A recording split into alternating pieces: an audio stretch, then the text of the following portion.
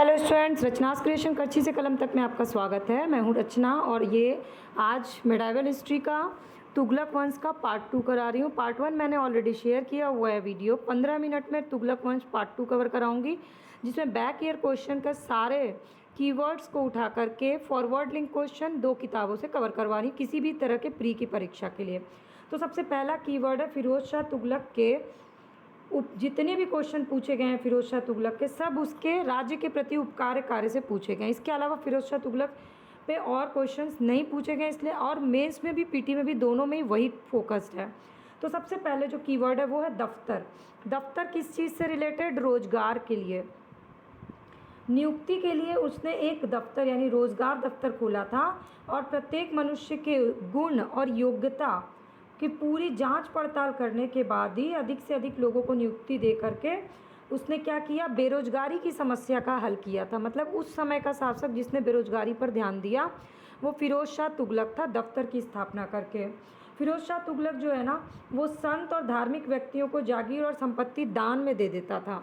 ये उसकी खास बात थी, संत और धार्मिक व्यक्तियों को। फिर उसके बाद उसके बाद उसने क्या स्थापित किया? दीवाने खैरात स्थापित किया विभाग। अब ये किस लिए था? ये था गरीब मुसलमानों के लिए, अनाथ स्त्रियों के लिए और विधवाओं के लिए। ये बहुत इंपॉर्टेंट क्वेश्चन है, उनको आर्थिक सहायता देने के लिए।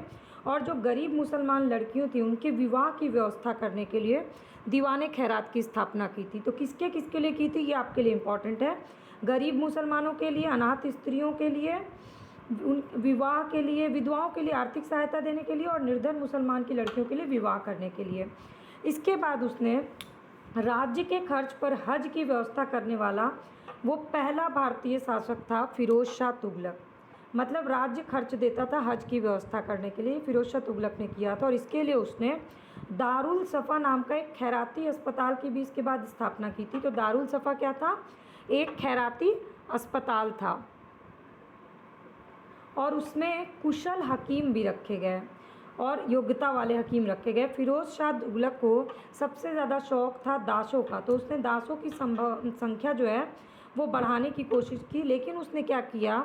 दासों की देखभाल करने के लिए एक अलग विभाग बना दिया, दीवाने बंदगान।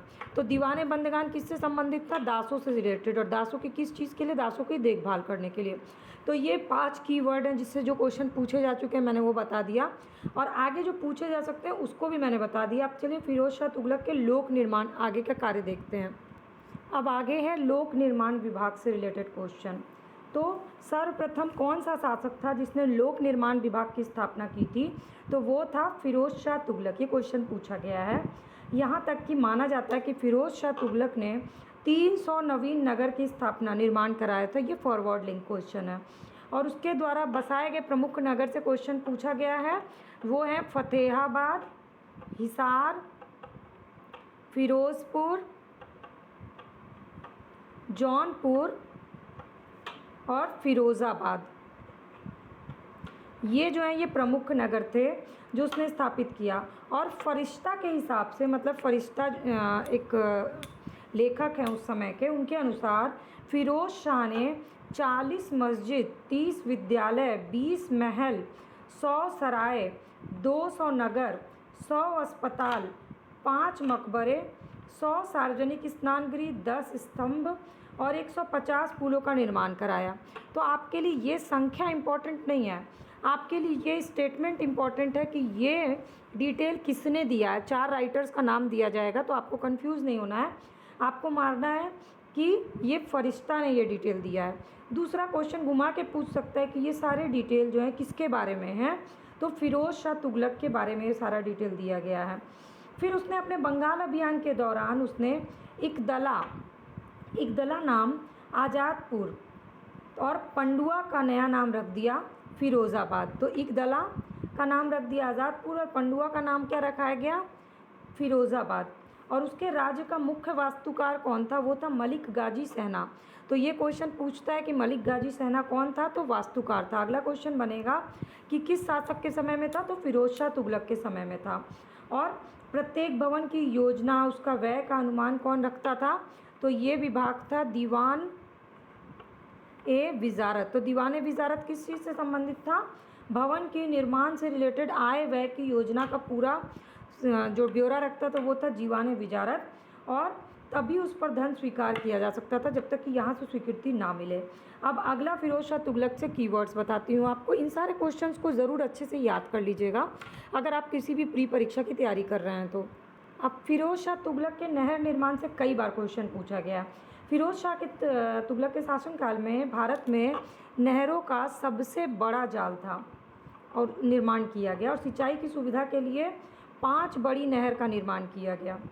प्रथम नहर जो थी वो 150 मील लंबी थी, जो यमुना नदी का पानी हिसार तक ले जाती थी। दूसरी नहर जो थी वो 96 मील, ये बहुत इम्पॉर्टेंट है, मील लंबी थी, जो सतलज से घाघरा तक जाती थी। तीसरी जो है वो सिरमौर की पहाड़ी से निकलकर हांसी तक जाती थी। चौथी जो है वो घाघरा से फिरोज़ाबाद तक जाती थी, और पांचवी जो यमुना नदी से फिरोज़ाबाद तक। तो फिर से रिपीट कर देती हूँ। पहली जो है वो यमुना से हिसार, दूसरी सतलज से घाघरा, तीसरी सिरमौर से निकल के हांसी, चौथी घाघरा से फिरोज़ाबाद, और पांचवी यमुना नदी से फिरोज़ाबाद तक जाती थी। और इससे क्वेश्चन पूछे जा चुके हैं और आगे भी ये क्वेश्चन पूछे जा सकते हैं आपके लिए। अब आगे उसके द्वारा किए गए कार्य जो मेंस और पीटी दोनों में इम्पॉर्टेंट हैं वो है कुएँ। फिरोज शाह तुगलक ने सिंचाई और यात्री दोनों की सुविधा के लिए 150 कुएँ खुदवाए, और फिर से फरिश्ता के अनुसार फिरोज शाह ने सिंचाई की सुविधा के लिए विभिन्न स्थान पर 50 बांध और 30 झील और जल को संग्रह करने के लिए तालाब का निर्माण कराया। तो पूरा जल व्यवस्था जो था ना वो फिरोज शाह तुगलक के समय में कराया गया। फिरोज शाह तुगलक जो है वो उलेमा वर्ग की स्वीकृति के बाद हक ए शर्ब नामक सिंचाई कर लगाने वाला दिल्ली का पहला सुल्तान था। तो हक ए शर्ब से क्वेश्चन पूछा गया किस चीज़ से संबंधित था? तो सिंचाई से संबंधित कर था। किसकी स्वीकृति से दिया जाता था? उलेमा की। और किसने शुरू किया था? FST ने शुरू किया था। ये 3 क्वेश्चन आपके लिए हक ए शर्ब से इम्पॉर्टेंट है। इसके बाद उन किसानों को जो सिंचाई के लिए शाही नहर का पानी का इस्तेमाल करते थे उनको क्या करना पड़ता था? 1/10 पैदावार का 1/10 सरकार को देना पड़ता था। मतलब शाही नहर के पानी का इस्तेमाल सिंचाई में करिए और अपने फसल का 1/10 भाग सरकार को दे दीजिए। फिर फिरोज शाह तुगलक ने जजिया लगाया। तो किस पर लगाया? ये क्वेश्चन पूछा गया है। तो ब्राह्मणों पे लगाया, और इस समय तक ब्राह्मण उससे पहले इस कर से मुक्त थे। फिर फिरोज शाह तुगलक की बागबानी में बहुत अभिरुचि थी। इसके लिए उसने दिल्ली में 1200 नए फल के बाग लगाए, और अलाउद्दीन खिलजी की 30 पुराने बाग को फिर से लगवा और अपने बागों में फलों की गुणवत्ता सुधारने के लिए भी बहुत सारे उपाय किए। तो फिरोज शाह तुगलक के जो भी उपकार कार्य उसी से क्वेश्चन पूछे गए हैं अभी तक। अब 2 और कीवर्ड्स हैं जिससे बार बार क्वेश्चन पूछा जाता है। एक है अशोक स्तंभ।